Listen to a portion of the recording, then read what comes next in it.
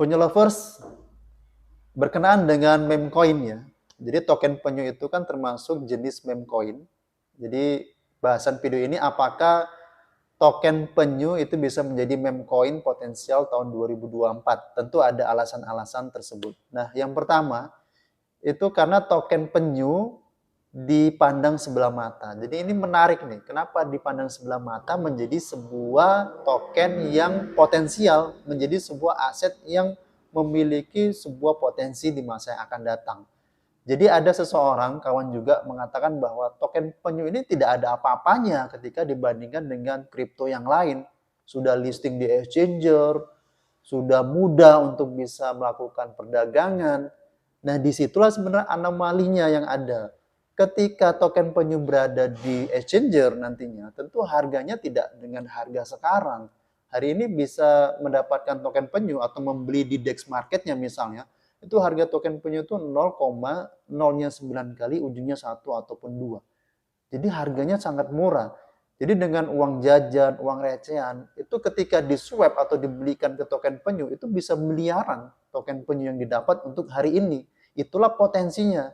Di mana hari ini semua orang, semua kalangan itu bisa beli token penyu di harga lantai, di harga murah. Disitulah kesempatan, sehingga ketika nantinya ini bertumbuh komunitasnya, kemudian sampailah kepada tujuannya, masuk ke global exchanger, ke national exchanger, terus ini dilakukan sebuah proses yang itu perlu waktu, maka bayangkan saja, penyu lovers yang menjadi buyer holders yang hari ini dengan uang recehan, ya hitung sajalah. Itu terbukti dengan sejarah-sejarah meme coin yang pernah terjadi. Jadi berkaitan dengan dipandang sebelah mata ini ada sebenarnya sebuah cerita yang menarik ya. Di Florida ya, di tahun 2010-an itu ada yang bernama Laszlo Kenix ya, yang dia melakukan pembayaran untuk pizza ukuran jumbo dengan 10.000 Bitcoin. Jadi kalau misalnya hari ini dikonversikan, wow, nilainya sudah sangat luar biasa. Tapi pada waktu itu dia menganggap Bitcoin ini ya sesuatu yang biasa saja, tidak bernilai. Nilainya ya dianggap nilai yang bisa disepelekan. Kemudian kita lanjut di cerita kedua misalnya. Ada seorang yang di Inggris itu bernama James Howells yang dia menyimpan Bitcoin itu di sebuah hard disk dengan kira-kira jumlahnya 7.500 Bitcoin. Bahkan karena dia anggap itu tidak memiliki nilai atau sesuatu yang dianggap sepele juga dipandang sebelah mata, maka dibuang tuh di hard disk isinya 7.500 Bitcoin di tong sampah. Kemudian dari waktu kemudian menjawab dan dia tahu nilainya semakin bertumbuh, nilainya semakin fantastis, maka dia kejar. Bahkan dia lakukan sayembara, bahkan sampai 8 tahunan dia belum menemukan dari gundukan-gundukan sampah yang dianggap Bitcoin itu tidak ada nilainya. Jadi sebuah cerita ini bisa kita konversikan dengan token penyu yang hari ini itu sedang melakukan sebuah pertumbuhan. Memang tidak bisa dibandingkan Bitcoin dengan token penyu, ya tidak mungkin bisa. Tapi ceritanya itu biasanya berulang seperti itu.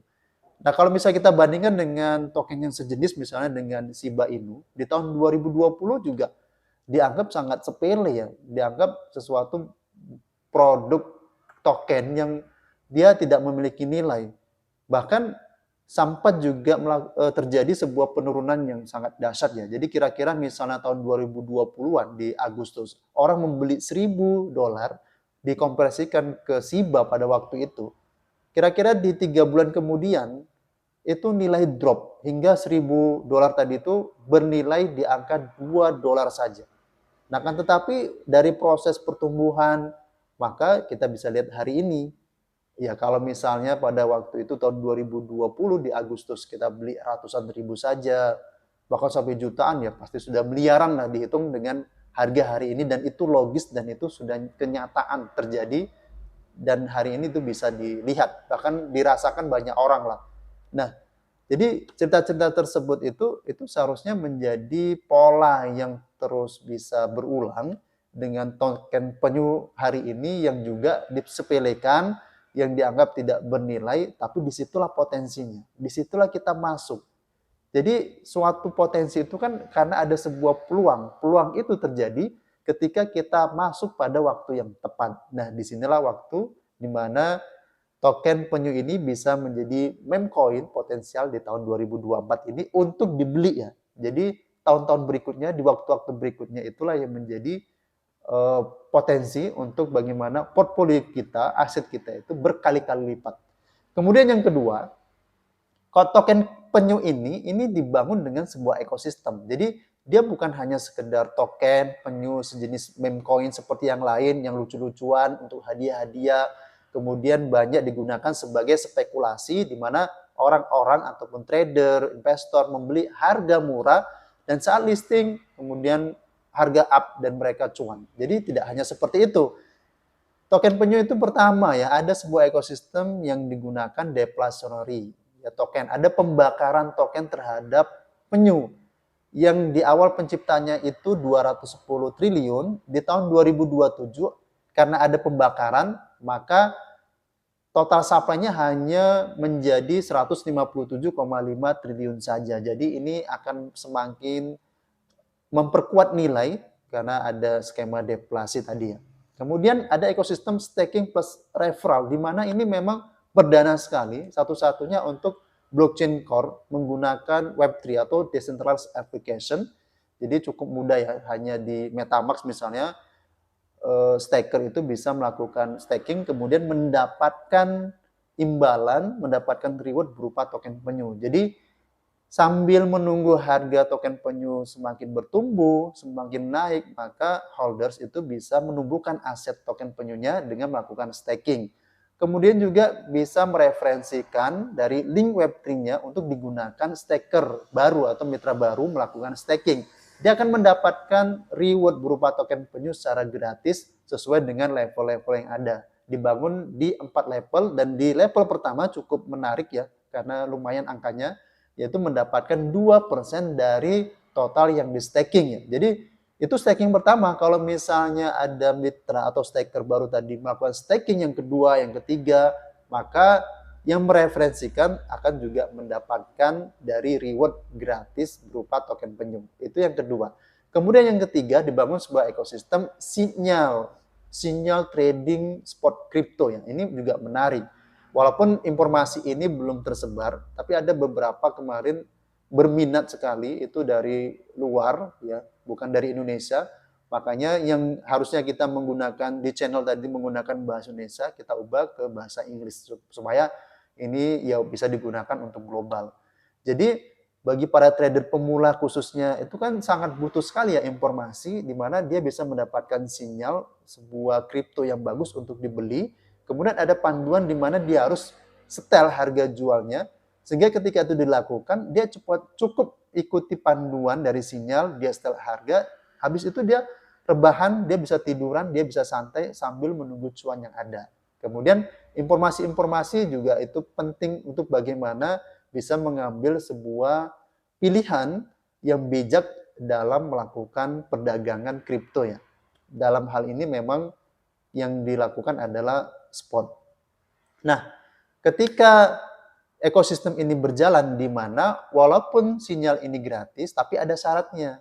Jadi, trader-trader yang mengikuti sinyal gratis ini harus atau wajib memiliki token penyu. Bayangkan penyu lovers ketika ini informasi tersebar dan banyak trader-trader yang ikut program ini, apa yang terjadi? Permintaan terhadap token penyu itu akan semakin banyak. Dan ini akan mempengaruhi dari token penyu. Setidaknya popularitas lah semakin tinggi. Kemudian yang ketiga, token penyu. Dari namanya saja, kita membawa produk dari anak negeri, yaitu di mana sebuah hewan yang populer di Indonesia. Jadi kita ingin juga membangun sebuah komunitas, ingin menginformasikan kepada sebuah komunitas yang mereka itu pecinta dari penyu. Jadi karena mereka memiliki sebuah kecintaan terhadap penyu, maka rasa itu mungkin saja bisa direalisasikan dengan membeli token penyunya, kan seperti itu. Jadi inilah yang menjadi sebuah potensi ke depan, selain menarik orang-orang yang dia sebagai komunitas pecinta penyu, juga ya tentunya bagi trader-trader atau spekulator yang dimana ini potensi bisa beli di harga yang murah dengan peluang yang cukup besar lah di masa mendatang. Nah, itu berbeda ya. Yang hari ini meme coin yang sudah populer berupa sekawanan anjing, ada anjing ini, anjing itu, namanya macam-macam lah. Ada baby doge, ada doge, macam-macam lah kan namanya. Ada cat inu yang dia sejenis kawanan anjing, populer sekali di meme coin. Kemudian berlanjut ke hewan yang lain itu kucing ya. Ada baby cat, ada cat, macam-macam lah itu. Itu juga populer di meme coin. Kemudian ada kodok, namanya PP ya. Populernya PP ya. Ada PP, ada king PP, ada baby PP, macam-macam. Nah, penyu ini mempopulerkan sekawanan penyu. Jadi mungkin nanti ada penyu, kemudian ada nama-nama yang lain yang itu merupakan sekawanan dari penyu dan ingin dipopulerkan. Nah, ini salah satunya dengan sebuah token. Yang ketiga hal ini tentu bisalah menjadi acuan bagaimana token penyu ini menjadi token yang potensial, meme coin potensial tahun 2024. Walaupun banyak alasan-alasan yang lain, tapi ketiga hal ini saja sudah cukup untuk bisa mendorong dan meyakinkan bagi semua holders, bagi penyu lovers untuk cepat-cepat untuk bersedia bisa menabung pelan-pelan dengan uang sisa-sisanya, dengan uang jajannya, dengan uang recehannya untuk bisa simpan token penyu yang merupakan aset simpanan jangka panjang. Yuk, salam penyu lovers.